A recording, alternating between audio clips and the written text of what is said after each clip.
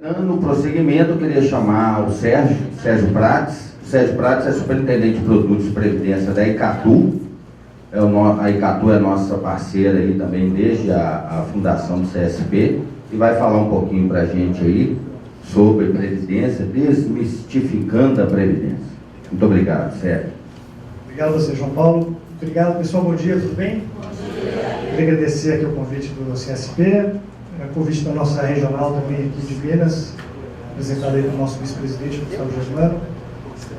Eu tenho 16 anos de previdência, praticamente quando eu entrei no mercado de previdência, estava nascendo o PGBL, então acompanhei os 370 milhões de crescimento dessa indústria. Hoje é uma indústria de 370 milhões de reais, e a gente pode facilmente dizer que mais de 80%, 85% disso está na mão do varejo aí dos grandes bancos, um pouco naquilo que o Nobel falou, com taxas ainda exorbitantes, né?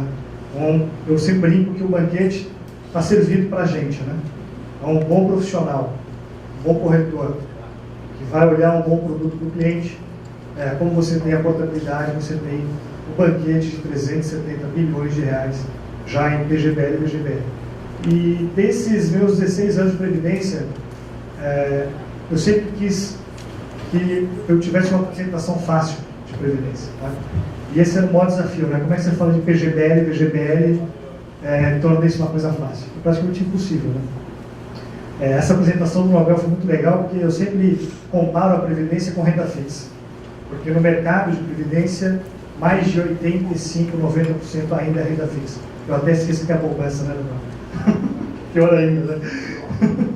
Quando você olha um americano, por exemplo, né, que o juro real dele é muito baixo, se não negativo, né, ele tem que ir para ação. Ele é obrigado a ir para o mercado de ação. Né? No Brasil, a gente ainda consegue ter bons rendimentos em renda fixa. Mas daqui a pouquinho a gente vai ter que ir para ação. Não dá para fugir disso. Né? O Nobel comentou aqui, até 93, a gente demorava 2 anos e meio para dobrar o capital. Eu tinha 100 mil, ficava em renda fixa, conservador, 2 anos e meio depois eu tinha 200 mil. Hoje eu demoro 18 anos. 18 anos. E a tendência é que isso aumente cada vez mais. Mas vamos começar. Espero que vocês gostem, é uma apresentação mais lúdica. Tá? Quem tiver alguma dúvida no meio do caminho, se perder um pouquinho, só me interromper que a gente entra.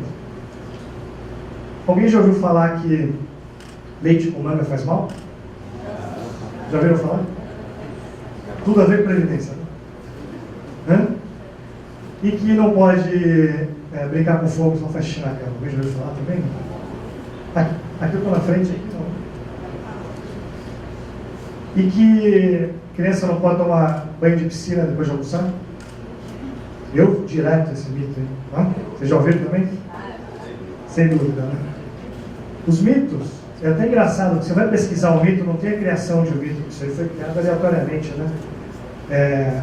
Foi criado pela sociedade. Por quê? Né? Quem não conhece o leite com manga na época dos escravos, que o leite era em abundância e a manga não, os donos da fazenda diziam assim, olha, se misturar é por isso que morre. Porque era muito boa a manga e quando os donos das fazendas iam comer a manga já não tinha mais, só tinha leite. O fogo, né? Quem tem criança pequena, de 3, 4, 5 anos que está tirando a fralda, é muito legal essa brincadeira do fogo, né?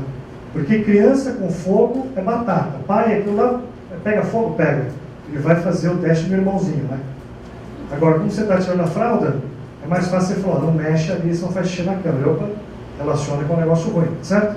Não vai mexer no fogo. Quem disse que não pode tomar banho depois de almoçar?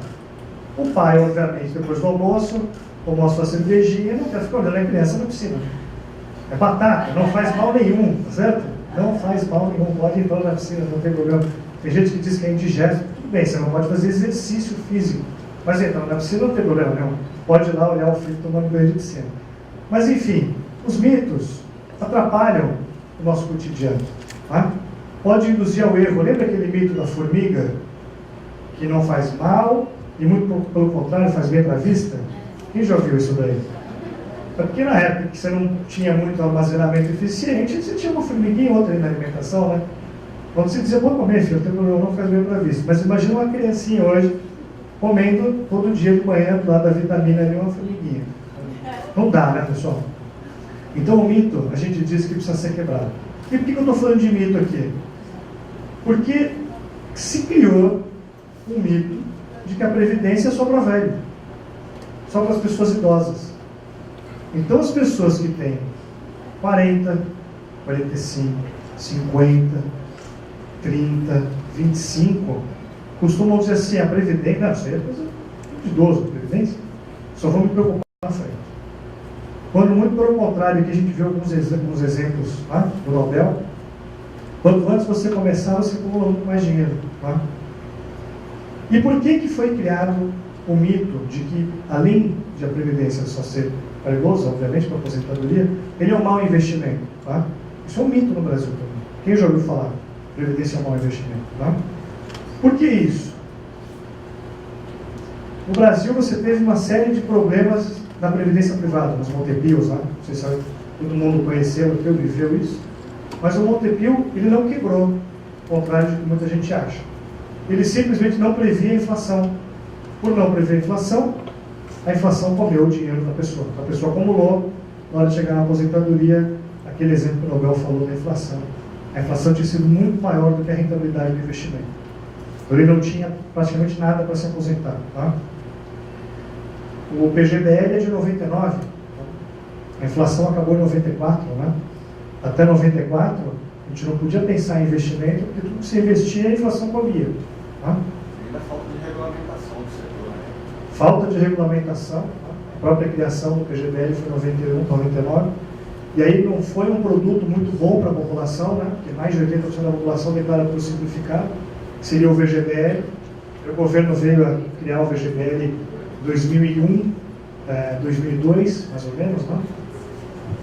Que já estava sendo tiro do pé, né? O PGBL estava sendo vendido errado no mercado. As pessoas compravam, punham lá 20 mil reais aposentado, resgatava 15, né? Não tinha o benefício fiscal, então, obviamente, o governo se viu forçado a criar rapidamente o VGBL, né? E a nossa meia-culpa aqui, que é falta de informação mesmo, né? Quer dizer, eventos como esses aqui que a gente faz para desmistificar exatamente a Previdência. Então, por isso que a gente criou esse conceito, e para isso a gente tem que entender um pouquinho a Previdência Social, né? Então, Previdência Social é um assunto que se fala muito, né? Tem um exemplo que eu gosto de citar. A gente está vendo aí todo mundo debater a Copa do Mundo, né? Está sendo gasto, se eu não me engano, quase 40 bilhões de reais para a criação, construção da infraestrutura necessária dos aeroportos, né? Vocês têm ideia quanto o governo gasta por ano para cobrir o rombo do INSS hoje, atualmente? Vocês têm ideia mais ou menos quanto é? 45, 50 bilhões de reais por ano. Ou seja, além do que a gente paga de INSS, o governo bota mais 45, 50 bilhões de reais por ano, que é mais do que gastou com a Copa do Mundo aqui no Brasil inteira, só para cobrir o rombo, este ano. Com o fator previdenciário. Com o fator previdenciário que estavam querendo tirar. Né? E como é que esse cenário vai se estender daqui para frente? Né? Quando a gente pensa nos nossos filhos, nos nossos netos. Essa aqui é a pirâmide populacional brasileira na década de 80. Tá? O que você tem aqui? Ó? Muita criança, né? É uma brincadeira até das pessoas mais idosas que dizem que vou ter 10 filhos porque cada um vai contribuir para a minha aposentadoria no futuro, vai cuidar de mim, e a chance de um dar certo é grande. Então vou ter o máximo de filho possível. Né? Hoje em dia não dá, né, pessoal? Você tem carro para 3 filhos, 4 filhos, você precisa ter outro carro. Você tem 2 carros. Ou precisa comprar um carro de 7 lugares. Né? Todo mundo na cadeirinha, cinto de segurança. Escola também não tem mais desconto, não sei, pelo menos lá onde eu moro. O segundo filho já é diferente, já, porque tanta gente querendo entrar na escola que não adianta. Então ter filho ficou muito caro hoje em dia, né? Agora, o número médio de filhos por família diminuiu bastante. Então olha como é que era aqui, ó. Muito pouca gente aposentada, né? Proporcionalmente muita gente entrando no mercado, né? 2020, a projeção, né? Isso aqui é mais ou menos perto do que a gente tem hoje, já menos gente nascendo. A previsão para 2020, vamos estar rápido aqui para cá. E a previsão para 2050. Olha 2050, 2050, na verdade, peraí. Tem alguma coisa errada aqui, mas aqui é 2050, 2020, 1980, está mais aqui, ó. Esse gráfico está com errinho. 1980, ele está muito maior aqui no início, e depois ele vira aqui quase que um prédio, né? Deixou de ser uma pirâmide. O que eu quero dizer com esse gráfico aqui? Que você vai ter muito menos gente entrando no mercado, mais gente no mercado de ativo e mais gente aposentada. E outra coisa, a gente está vivendo muito mais, né? No Brasil, o número de contribuintes na década de 50, para um aposentado, a relação era de 8. 8 pessoas trabalhando, contribuindo para o INSS para um aposentado. Hoje, como é que está isso? 1,4. Hoje.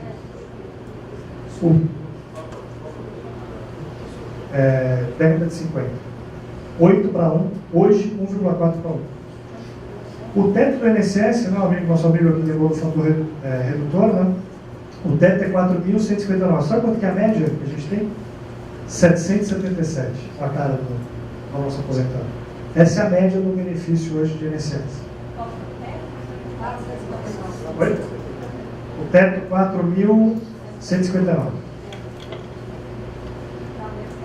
A média é 777. E, obviamente, a quantidade de filhos cada vez menor, né? 1,8. Quantidade de filhos médio por casal. 1,8. E aí, obviamente, a gente viu aqui muito produto, né? A Previdência entrando, mas, obviamente, o mito já estava criado. Né? Investir é complicado, né? Complicado para caramba investir em Previdência, né? Dá trabalho para a gente falar de Previdência, não dá?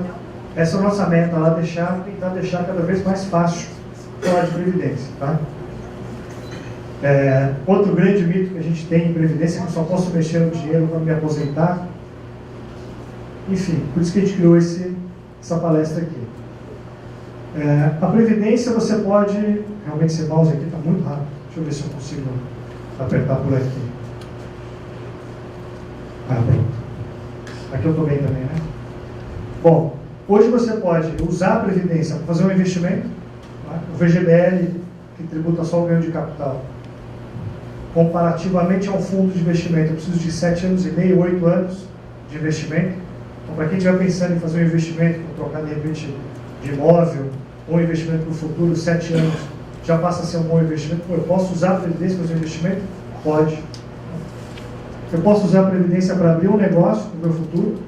Eu posso acumular durante a vida em Previdência, chegar na minha aposentadoria, sacar tudo e abrir um negócio. Comprar uma livraria, por exemplo, ou uma loja de pão de queijo, né? Eu posso fazer uma viagem, né? Muita gente faz Previdência para criança, porque o ticket mínimo mensal é pequeno, R$50, R$60. A pessoa pode abater do imposto de renda dela, se tem, né? O pai ou a mãe se declara pelo modelo completo. Né? Abre a conta no nome do filho, que é muito legal, porque o filho recebeu um extrato lá na casa, certificado, uma coisa lúdica também, né? Você cria conceito de poupança na cabeça da criança já, né? E você pode usar o dinheiro para fazer a faculdade, para mandar ele para fora, para fazer um intercâmbio. Né? Então hoje você pode usar a Previdência para isso. Bom, a gente tem basicamente 2 produtos de Previdência, 2 modalidades que vocês conhecem bem, o PGBL e o VGBL. Né? A grande diferença dos dois é que um, eu abato do imposto, e se você pode abater do imposto, você maximiza pelo ganho. E o outro, para a maioria da população brasileira, você só tributa o ganho de capital. Tá? Vou explicar como é que funciona isso aqui. A gente usa 3 figurinhas aqui para exemplificar os tipos de investimento. A Aline, o Carlos e o Pedro. A Aline declara pelo completo, tem renda tributável, só lembrando o que é renda tributável, né? Salário, a própria aposentadoria, o rendimento tributável, né? Tem funcionário público ainda ganha um caminhão de aposentadoria, então ele usa o PGBL para bater o imposto que ele paga sobre a previdência social dele. Tem aposentado que ganha R$20 mil por mês de aposentadoria. Tá? Ele pode usar o PGBL para bater o imposto. Aluguel na pessoa física é um rendimento tributável. Às vezes a gente esquece de compor, né? A pessoa recebe muito aluguel da pessoa física, é um rendimento tributável. Ela tem um aluguel de, muitas vezes, sei lá, 5 mil reais por mês, são 60 mil reais por ano, ela pode usar o PGBL para bater esses 60 mil reais que ela tem de rendimento tributável no ano. Tá? O Carlos aqui, pelo modelo simplificado, pode ser um autônomo, pode ser uma pessoa jurídica prestando serviço para uma empresa, tá? Pode ser um médico na pessoa jurídica, com o VGBL, e o Pedro, vamos fazer uma comparação com o fundo de investimento. Por quê? A gente está olhando longo prazo e a gente tem que olhar a Previdência como um bom investimento. Eu não estou só comprando a Previdência por um nome, eu estou comprando porque me vai gerar um resultado melhor de investimento no longo prazo. E por isso eu tenho que entender como é que ele funciona, comparando com o fundo de investimento. Porque muito cliente pergunta, puxa, Sérgio, mas qual é a diferença de eu fazer um investimento num fundo? Por que eu não aplico num fundo? Por que eu não aplico no Tesouro Direto, de repente? Por que eu não aplico num outro tipo de investimento na poupança? E a gente tem que entender a diferença, porque a gente tem que tentar maximizar o ganho do cliente no longo prazo. A gente fala sempre de cesta de investimento, né? Você não pode ter nunca o mesmo investimento aplicado no mesmo ativo. É bom você diversificar. Previdência é longo prazo. Longo prazo não foi de mais de 10 anos, foi de 20, 30 anos de investimento. Então você separa mesmo, né? Isso aqui eu vou fazer para minha previdência. Isso aqui eu vou fazer para daqui a 5 anos trocar de casa, trocar de carro. Não dá para você, hoje, o Nobel mostrou aqui algumas opções de investimento, diversificar, comprar um tesouro direto, comprar uma debênture, comprar um CDB, até aplicar de repente na poupança, um investimento de curtíssimo prazo. Você quer ter liquidez, fácil, né? Às vezes é fácil se aplicar. Às vezes o dinheiro já entra direto, né? Por que não? Então é importante conhecer as modalidades de investimento, não? Então, vamos começar. Vocês lembram que o rombo do INSS é de 50 mil por ano, não é? Qual é a preocupação do governo? Obviamente, travar para não sangrar mais, né? Como foi, por exemplo, a criação do fator redutor. Vocês acompanharam o que aconteceu na Europa recentemente, lá? Grécia, Portugal, tá? França. Então, assim, países com problemas sérios, principalmente com a aposentadoria, né? Não é um privilégio do Brasil pagar 50 mil por ano na Previdência Social. Muitos países têm problema, muitos. Você não é a maioria, tá?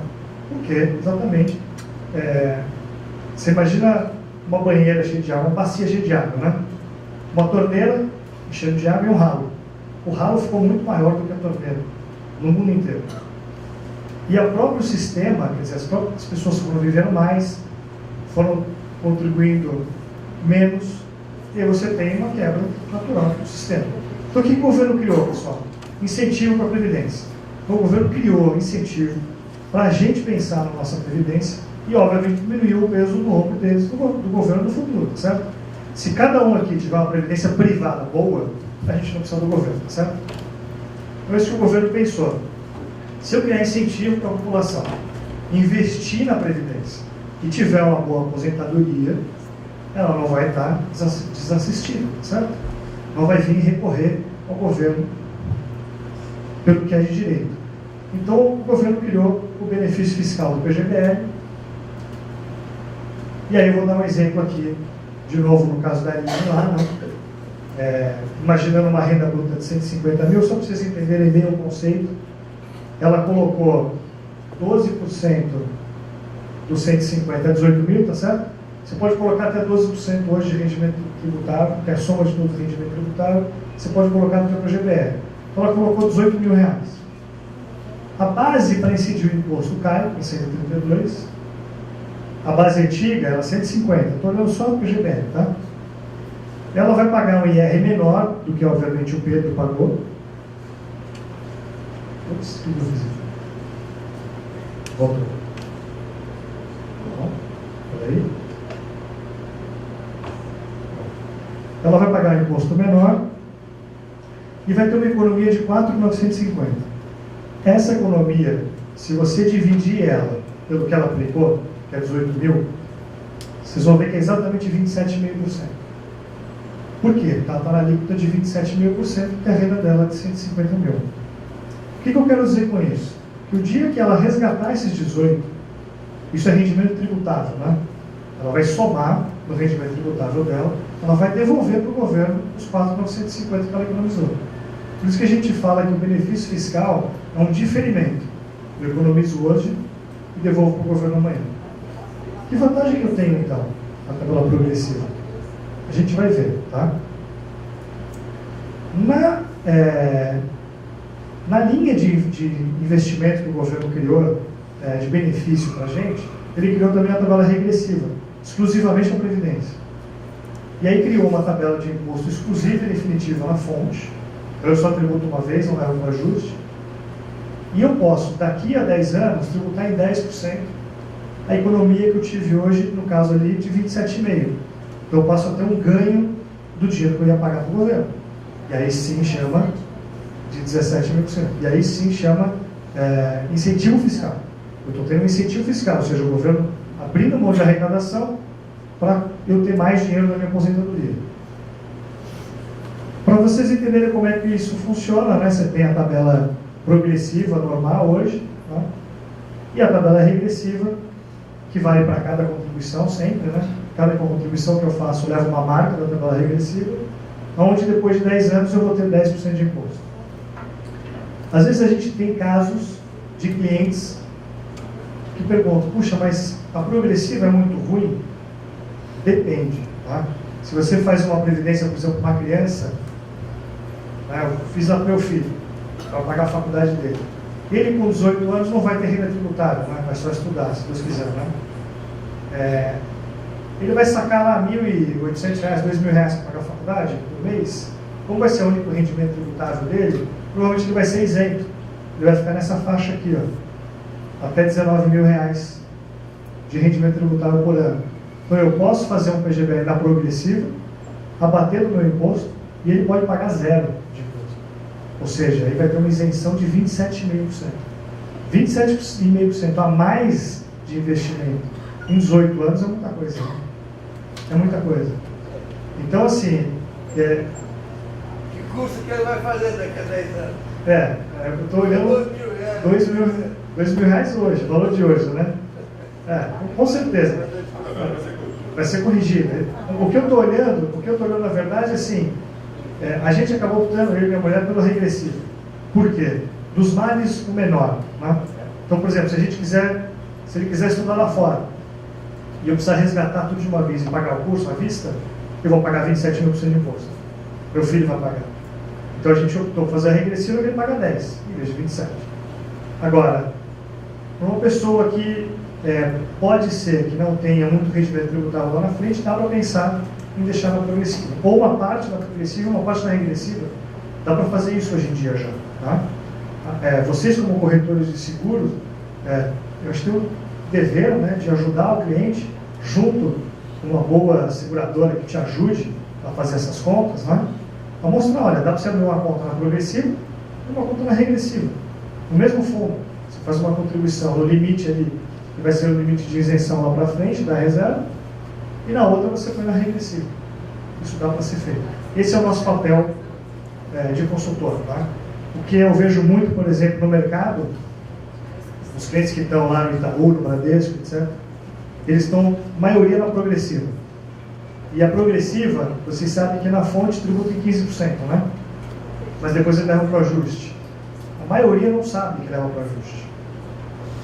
Então, a gente está com um caso grande agora, Manaus, um cliente que aplicou mais ou menos aquele valor que você mostrou de 6 milhões, teve um rendimento de 1 milhão e está na progressiva, desesperado, porque não foi instruído para ele colocar na regressiva. O que a gente está tentando fazer? Convencer ele a passar para a regressiva e olhar esse investimento daqui a 6, 7 anos, que vai fazer muito mais sentido para ele. Aproveitar que esse produto não tem come-cota, né? Não tem nenhum imposto sobre o ganho de capital. Né? Agora, a maioria dos nossos concorrentes não dá essa solução para o cliente, dele colocar na regressiva ainda. Porque não interpreta a lei dessa maneira, ou vai ter muito problema operacional para fazer essas migrações, então não incentiva isso. Mas na Icatu Seguros você pode.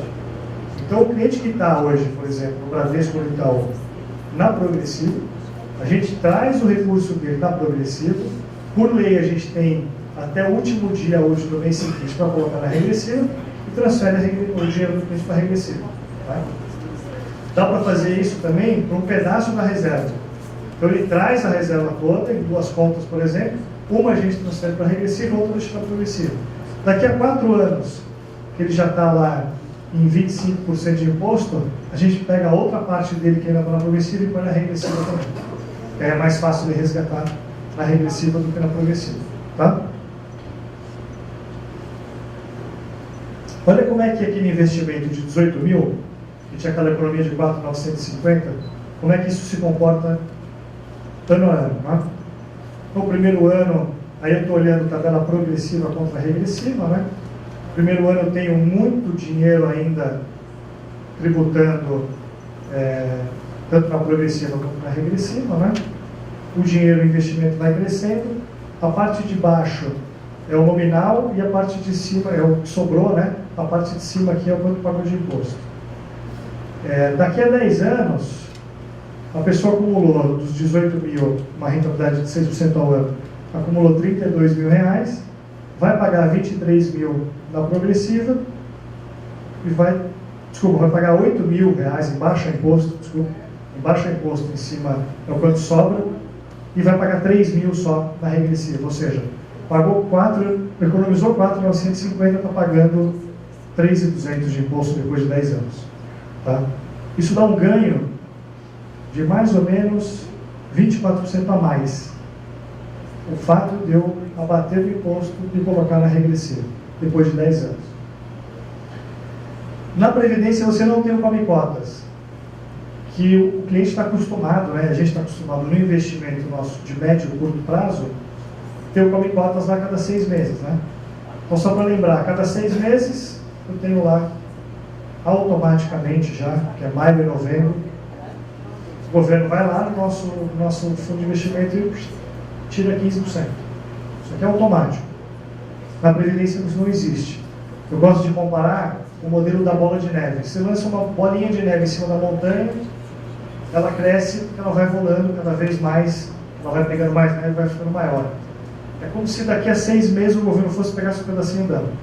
Ela vai crescer de novo, daqui a 6 meses o governo vai pegar um pouquinho dela. Então você acumula muito mais dinheiro na Previdência do que no investimento, que a cada 6 meses você tem come cotas. E por último, a sucessão. Né? Quem já ouviu falar que Previdência é boa para sucessão? Tá? Eu acompanho muito o mercado daqui, né, de Minas. O mercado de Minas é muito maduro de Previdência privada. A gente vê grandes reservas de Previdência aqui, muita reserva de cliente grande, inclusive de sucessão. É engraçado que quando sai da ECATU, que a gente acompanha, né, a portabilidade é um sistema eletrônico, que chama CID, né, que está interligado entre todas as seguradoras, e a gente acompanha o que vai para o Bradesco, o que vai para o Itaú, tem o ranking de portabilidade. Inclusive a gente no ano passado foi a maior, em primeiro lugar em recebimento de entrada, né, o NET, ou seja, tudo que entra menos o que sai, a gente foi o primeiro a colocar 500 e poucos milhões de reais no ano passado. E a gente acompanha para onde vai. E o engraçado é que vai muito para 2 grandes players aqui da região. É o Safra. O Safra é muito bom aqui na região. E o Safra, eu diria que é um banquete bom para vocês. Né? O Safra está lá fechadinho, né? O mercado bancário, sem corretor de seguro, tá certo? E o Itaú também é um player muito bom aqui da região. 2 mercados, 2 concorrentes bons que a gente tem aqui, ou seja, para pegar fonte de recurso. Né? E como é que funciona o planejamento sucessório? Né? Em primeiro lugar, cliente que está preocupado com a sucessão, provavelmente é um cliente que não é aquela herança fácil, né? Uma mulher e 2, 3 filhos. Ou ele quer 3, 4 mulheres, né? 5, 6, enteado e tal. Onde que a Previdência entra uma coisa legal disso, né? A gente vê bastante exemplo lá. Às vezes você tem uma pessoa que quer colocar um empregado de confiança, uma empregada de confiança, ou um agregado, né? Uma pessoa que não faz parte da herança necessária, natural, e quer colocar como beneficiário. Se deixa no testamento, a pessoa vai participar de todas as reuniões, né? Discussões. Ela vai estar vendo quanto que fulano, ciclano e beltrano ganhou, né? Na Previdência ela só vê a parte dela. Ela não sabe nem quanto que os outros tinham. Na Previdência você é livre para deixar para quem você quiser e na proporção que você quiser. Apesar da gente recomendar que você deixe pelo Código Civil, tá? Que hoje você deixa 50% para quem você quiser, os outros 50% tem que respeitar a legítima, né? Para a comunhão parcial de bens. A gente sempre recomenda para não ter briga depois entre os herdeiros. Mas para pagar, a gente paga de acordo com o Código de Processo Civil, que diz que você é livre para deixar para quem você quiser.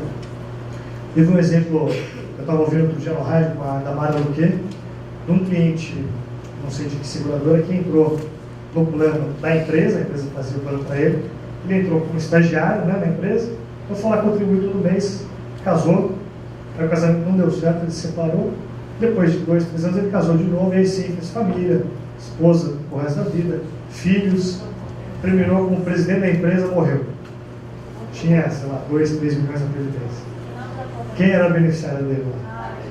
A primeira mulher. Quem é que recebeu? A primeira mulher. E aí, obviamente, a mulher, né, que aguentou ele a vida inteira, né? Ia processar a primeira mulher que recebeu o dinheiro e provavelmente o juiz ia determinar que ela recebesse grande parte disso, mas alguma coisa tem que ficar com a primeira mulher, né? Que ela recebeu de fato, né, por lei. Então, esse é um exemplo. Outra coisa é a rapidez, né? Quanto tempo demora para se fechar o inventário? É um problemaço isso, né? Hoje em dia tem até o inventário simples, né? Você vai no próprio cartório, se é um processo de inventário mais tranquilo, mas mesmo assim você foi de 1 ano, né? Praticamente. 6 meses? Simples, você vai lá 6 meses. Agora, um inventário complicado, em briga, em herdeiros, aí vai 2, 3, 4, 5 anos. A gente paga em 15 dias. 15 dias, o beneficiário lá pediu o recurso, a gente tem pago em 15 dias. Recebeu o recurso a família, uma coisa que a gente está cada vez mais tentando fazer lá no Decatu, obviamente comunicando, né? Olha, os corretores, né? Faleceu aqui o cliente, os herdeiros vão receber. A coisa mais legal é você ajudar o herdeiro do cliente que você ajudou a fazer o plano, a receber o dinheiro. Daí, obviamente, é dinheiro novo que você está voltando para o mercado.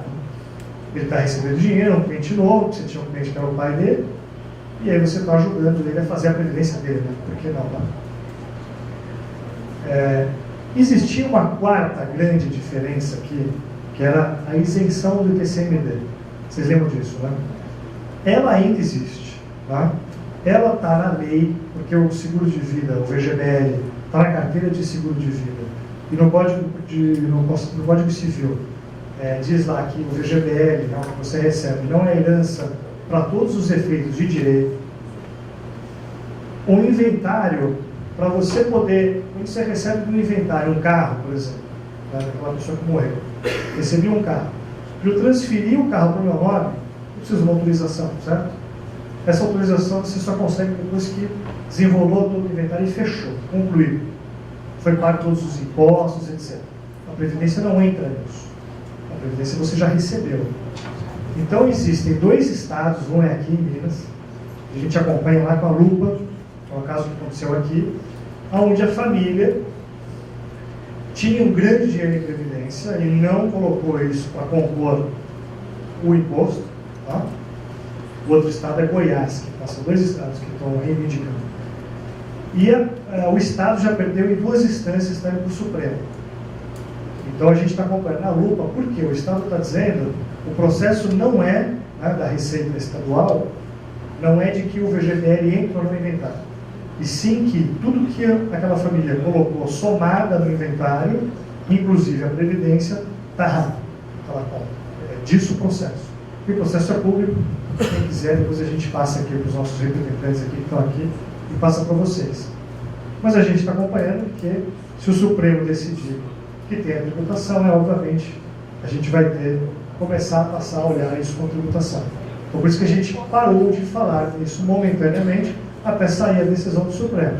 Apesar de que a gente acredita, como muitos advogados acreditam, e como o Código de Civil diz que o VGBL não é herança para os efeitos de direitos, isso não é passível de incidência de ITCMD, tá? É importante dizer que hoje esse assunto está em pausa, tá? Mas então, tem falecido muito cliente, tem recebido e tem conseguido desenrolar o inventário tranquilamente, apesar desses dois casos, uma de Minas e o outro de Goiás. Tudo bem?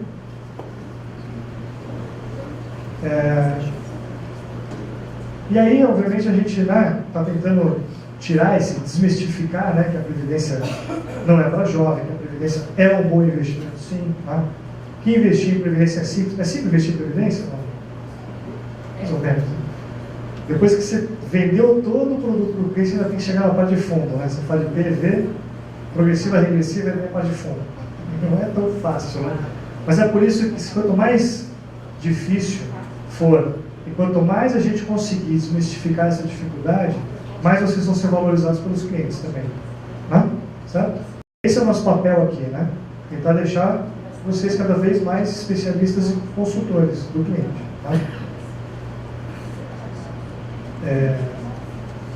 Olha só a diferença que faz PGBL versus VGBL versus um fundo de investimento.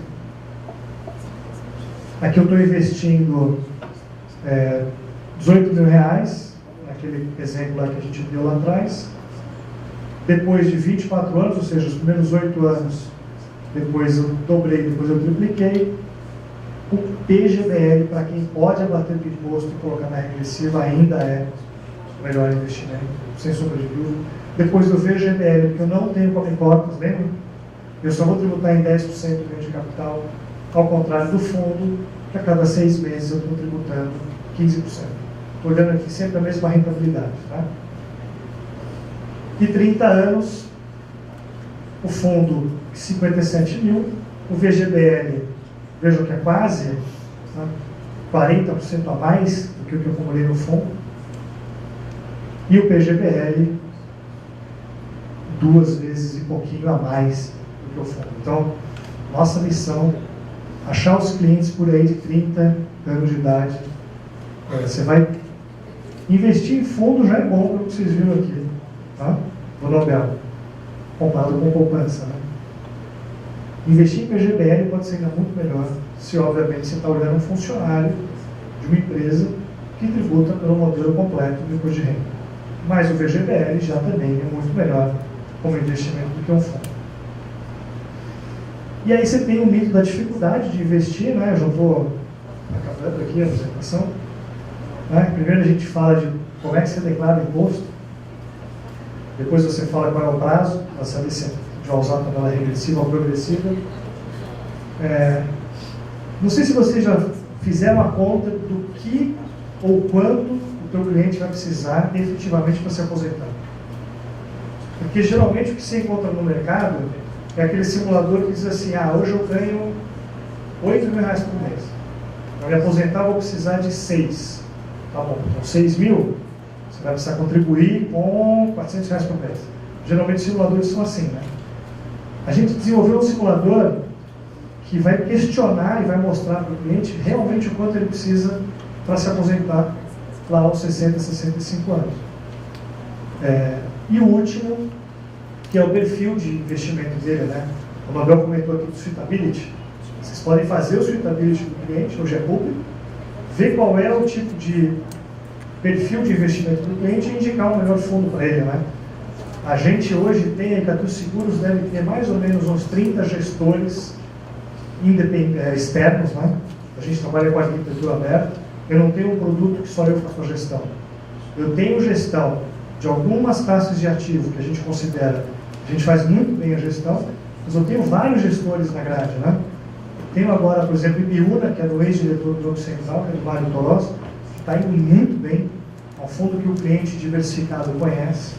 A gente está com o Brasil Plural, que eram gestores que eram do Pactual, e depois que o Pactual comprou a participação do UBS, você teve vários sócios saindo, e eles montaram esse banco, Brasil Plural, vocês vão ouvir cada vez mais. É um fundo que está indo super bem também na nossa grade. A gente abriu recentemente, vocês devem conhecer o JP Morgan, que é famoso no nome, e está com uma rentabilidade muito boa, acima do CDI com a gente, num fundo conservador. Esse fundo, em 1 ano e 1 mês, captou 330 milhões de reais. Está disponível na grade também. Aplica nele, você? Está bem. E aí, a gente desenvolveu esse simulador que ele hoje é um aplicativo, você pode baixar, tanto para o Android quanto para a Apple, que você vai mexendo na frente do seu cliente, nele, com a interatividade. A gente tem até uma palestra que a gente faz o simulador, a gente brinca com o simulador com algumas pessoas dentro da palestra, e a pessoa vai colocando habitação, quanto gasta de alimentação, saúde, transporte, e o próprio simulador, ele mostra que alguns gastos diminuem, né, e outros aumentam, como custo médico, por exemplo, vai aumentar, se a gente estiver aposentado, né? Esse simulador está disponível na nossa página de internet, e se você digitar Icatu Seguros lá, na loja da Apple ou do Android, você pode baixar, se não me engano, 4 aplicativos que a gente tem. Um deles é de expectativa de vida também, que é muito legal. Você calcula a sua expectativa de vida e do cliente. A média, para vocês terem ideia hoje, de todos os clientes que fizeram a simulação, todas as pessoas que fizeram a simulação, está por volta de 83 anos. O IBGE tem uma expectativa de 77, 78 ainda. É bem bacana. Podem baixar, usar com o cliente de vocês, fica uma venda mais gostosa, mais prazerosa, né? Para as duas partes, né? E aí também a gente gosta de... Aqui só um exemplo da nossa grade hoje de investimento. O fundo nosso de JP Morgan nos últimos 12 meses com 8,41. Se não me engano, o CDI até ontem, até anteontem que eu peguei isso aqui, até sexta-feira, estava com 8,39, se não me engano, nos últimos 12 meses. Esse fundo aqui do JP Morgan rendendo mais que o CDI. E outro fundo que a gente está indicando hoje, porque o mercado está muito conturbado, que é o Classic Conservador, que não vai ter nada de aposta em renda fixa, vai ficar em LFT pós-fixado, buscando o retorno do CDI, para não correr risco nesse momento aí de incerteza como está esse ano. Tá? E a gente tem um fundo que eu particularmente gosto muito, apesar de achar que a gente ainda não tem um amadurecimento suficiente no Brasil para esse tipo de fundo. Tá? Lá nos Estados Unidos, eu comecei a falar com vocês hoje, eu estava falando que nos Estados Unidos o cliente ele é obrigado a ir para a ação. Quando você olha um fundo que mistura ação e renda fixa e multimercado americano, para um aposentado ele tem 20, 25, 30% de ação na carteira, que o juro real lá é negativo. Tá? Aqui no Brasil, a previdência ainda é preservação de capital. Então, a maioria dos clientes que a gente trabalha, a gente sabe que o cliente diz assim, não, eu não vou correr risco disso aí, que é a minha previdência, meu futuro, não posso correr risco. Só que aí você joga fora a grande vantagem da previdência para o cliente, que é o longo prazo. Né? Longo prazo, a gente, infelizmente, se olha a longo prazo para trás, os últimos 5 anos foi uma desgraça no Brasil. Então, provavelmente o CDI é o que deve estar ganhando aí do resto dos investimentos. Só que você bota 10 anos, você volta para a Bolsa, você volta para o título de IPCA. Tá? Então faz muito sentido você aproveitar que o cliente tem longo prazo para tentar ganhar mais dinheiro. O corretor ele ganha também da taxa de administração do fundo. Quanto mais dinheiro os seus clientes tiverem na aposentadoria, mais vocês vão estar ganhando dinheiro. Também, proporcionalmente. O cliente ganhando mais dinheiro também vai estar mais feliz. Né? Vai estar reconhecendo melhor o trabalho de vocês. Óbvio que tem que tomar cuidado com aquilo que a gente falou. Não adianta você vender para um cliente que não tem o perfil arrojado um fundo de 49% de ação. Tá? Você vai ter problema no dia seguinte da venda. Ele vai te ligar reclamando. Mas a gente gosta muito do fundo que mistura prazo e o nível de risco, que a gente chama de ciclo de vida, né? Que são os fundos que eles vão trabalhar de acordo com o momento do cliente. Ou seja, para aquele cliente que tem 27 anos para se aposentar, que a gente chama de 2040, a gente está criando 2050 agora, ele tem hoje uma parcela grande ainda em ação, 37%, uma parcela de renda fixa de longo prazo, que é o IPCA de longo prazo, que pode fazer muito sentido, porque papel que está vencendo lá em 2040 e 2045 está rendendo mais de 6%, acima da inflação, na carteira. Tá? Olha como é que eles se comportam, né? Aqui é o exemplo do 2020, do 2030, a gente já vai para o exemplo do 2040, né? Hoje a gente está em 2013, 2014, né? Ele vai diminuindo a exposição em ação, diminuindo a exposição em renda fixa de longo prazo e aumentando a parcela dele de CDI. Então lá, na aposentadoria do cliente, ele está 100% renda fixa. Por que eu gosto muito desse fundo? Porque você vai trabalhar a longo prazo, você vai trabalhar o seu cliente para tentar olhar um produto para ele de longo prazo que faça sentido, né? e automaticamente o produto vai ficando conservador, ou seja, você não precisa alertar o teu cliente, olha, você entrou no fundo 49% de ação, você está chegando na idade de aposentadoria. Tá? Imagina um cliente que esqueceu, aí está chegando na idade de aposentadoria, pega 20% de queda, um ano antes. Perde 20% daquilo que investiu. Esse fundo não deixa isso acontecer. Tá? Esse fundo é o melhor investimento nos Estados Unidos hoje, chama Life Cycle lá. Todo produto de anuity que é vendido de renda está aqui. No Brasil ele é muito pequeno. A Icatu Seguros é o primeiro a trazer esse produto para o Brasil. Quem tem ele é o Banco do Brasil, que razoavelmente vende um pouquinho, mas perto do que ele vende é nada. Tá? E o Itaú começou agora. Então a gente acredita que esse é um produto que ainda vai ganhar o gosto do cliente e, obviamente, vocês trabalhando esse produto desde já sai na frente. Tá? O que mais que eu tinha aqui? Só para encerrar, né, os mitos sempre vão existir. Importante a gente saber quais aqueles que a gente precisa quebrar da Previdência. Né? Só para terminar, tem um videozinho aqui da Icatu Seguros. Eu vou apresentar para você um pouco mais sobre a Icatu Seguros. Nossa história se cruza com a própria história do mercado segurador do Brasil, o que começou lá na década de 1930 e foi sendo uma referência de solidez no segmento. Foi assim que, em 1991, o Grupo Icatu criou a Icatu Seguros, uma seguradora independente. Hoje, incentivamos nossos 6 milhões de clientes a planejarem um futuro ativo e seguro. Soluções para cada etapa da sua vida, porque suas necessidades mudam com o tempo. E como fazemos isso? Oferecemos seguros de vida, previdência e capitalização, seja para pessoas ou para empresas.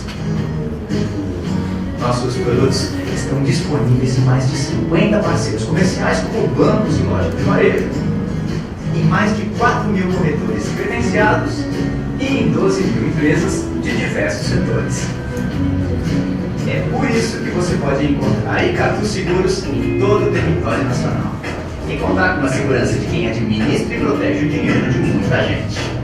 Gente que sabe que o futuro começa hoje.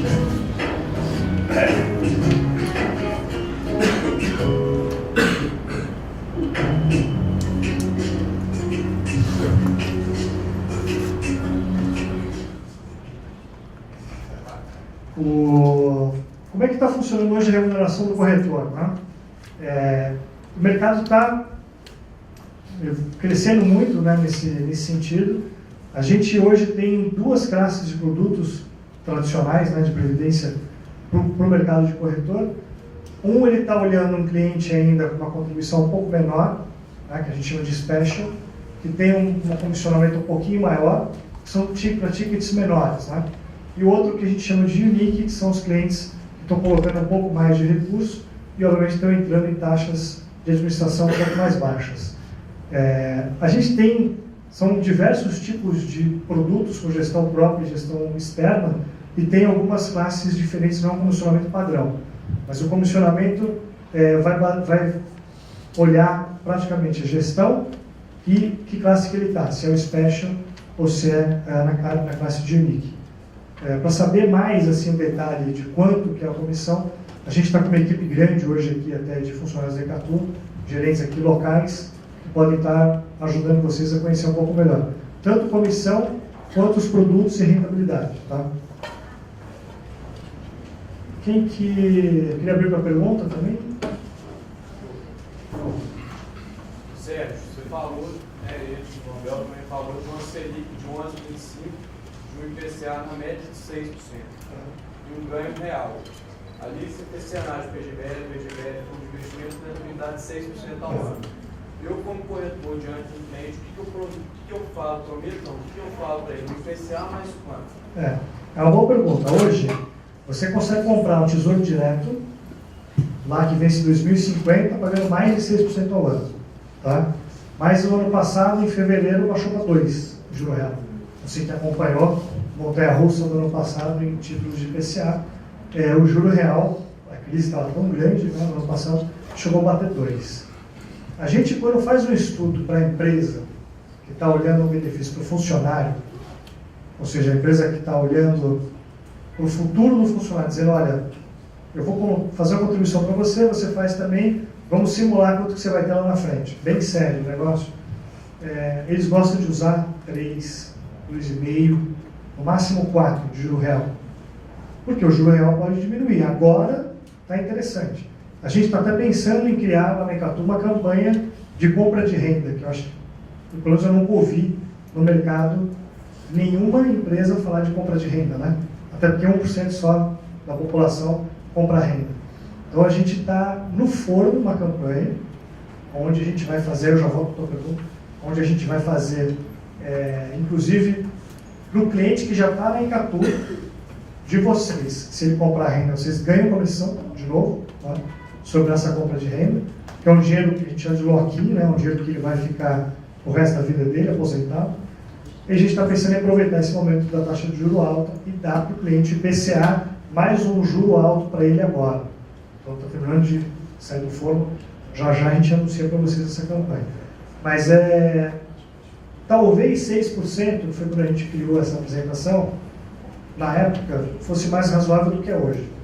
Eu acho que apesar de você ter título hoje que paga 6%, mais de 6%, 6,2%, 6,3%, talvez esteja alto já 6%, o juro real. Talvez seja melhor a gente trabalhar com 4%. Eu acho que 3, 4% é razoável. E se você falar de um cliente de longo prazo, talvez não seja tão razoável você falar só da renda fixa. Tá? E aí, como é que você olha investimento em ação? Tá? Você tem que pensar com a cabeça do dono da empresa.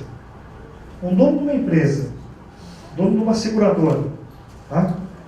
Que está olhando uma Selic de 11, 11,25, ele aplica onde o dinheiro dele? Pega o dinheiro que está sobrando para ele no bolso dele. Onde ele aplica?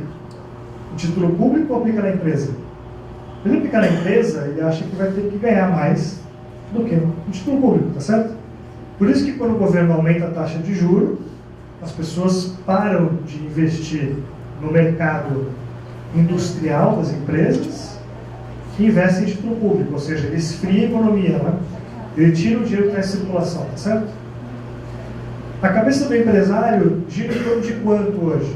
Por volta de 14% bruto, 14, 15% bruto ao ano. Então, se a empresa conseguir entregar para o dono dela 14, 15% ao ano de resultado, ele está feliz. Uma inflação de 5, 6, você está falando que a empresa vai render aí por volta de 7, 6, 7, 8 para o dono da empresa. Usando essa analogia, você pode imaginar que o mercado de ação deveria trabalhar com crescimento de 8, 9% ao ano, acima da inflação. Então, se parte do teu dinheiro está investido em ação, investimento de longo prazo, parte de renda fixa, você não pode estar só atrelado à taxa de juro real da renda fixa. Tá? É mais difícil fazer essa conta porque a ação oscila muito, né? Mas eu acho que é razoável um cenário de 5 ou de 4 quando você fala de 20, 25 anos de investimento, que você usa uma parcela boa do investimento em ação. Mais alguma pergunta? Tem uma pergunta, seguinte, na tabela regressiva, eu tenho uma contribuição, eu tenho um benefício em 10 anos, vou ter uma redução do valor do pagamento do imposto. Mas, por exemplo, eu fiz uma contribuição no ano 2000, ou seja, já tem 14 anos dessa contribuição, já tem uma incidência de menor imposto. Se eu fizer uma contribuição hoje, 14 anos após, eu vou ter o mesmo desconto dessa contribuição que eu tive em 2000? Duas observações, tá? Primeiro, não, cada contribuição vale uma marca, sendo que quando o cliente fizer o resgate, a gente vai olhar sempre mais antigo. Então, por exemplo, vamos dizer que você contribuiu lá em 2010, tá? Hoje você está com 100 mil de saldo. Você pediu um resgate de 5 mil, a gente vai buscar o mais antigo. Porque assim que está regulamentado. Primeiro cliente e primeiro que sai. PEPS. Primeiro que a tabela regressiva, desculpa, começou em 2005, né? Final de 2004, começou em 2005. Então, é de 2005 que a gente está contando. Em 2015 que ela vai estar em 10%. Agora, 2014, não, é 2015, ano que vem, ela vai estar em 10%. Tá? O investimento que você fez agora, obviamente, se você resgatar tudo, vai pagar 35%. Eu tenho um gráfico de prejuízo com a aplicação. Cada aplicação. O pior cenário de cada aplicação é com 3 anos. Aliás, desculpa, 4 anos. Por que no 4 ano? Porque os primeiros 2 é 35, os segundos 2 é 30, certo? Só que esses 3 primeiros anos eu tive pouco rendimento ainda. Estou comparando sempre com o fundo. O fundo no primeiro ano é 20%. 20% para o GBL 35%.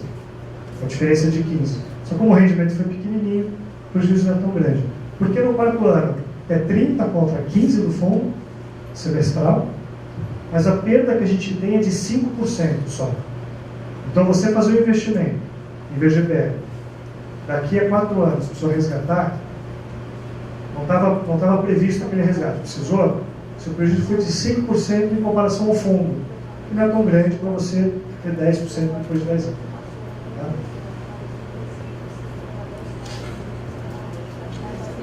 Bom, pessoal, muito obrigado. Então, estamos à disposição. Tá? Obrigado, então.